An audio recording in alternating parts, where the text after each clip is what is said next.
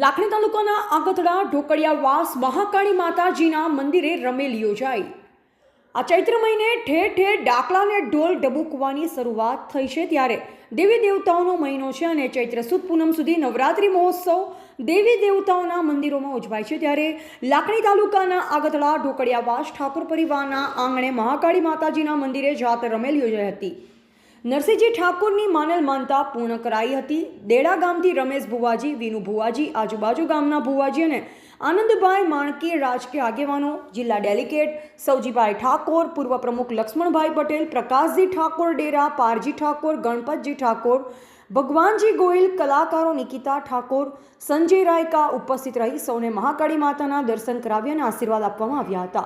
જેમાં ઉપસ્થિત સૌ બહાર ગામથી પધારેલ કલાકારો, ભુવાજી, સંતો મહંતો, ગામના ભુવાઓ, સંતો મહંતો, અઢારે આલમ ઉપસ્થિત રહી સધી માતાજી તેમજ સિકોતર માતાના આશીર્વાદ મેળવ્યા હતા।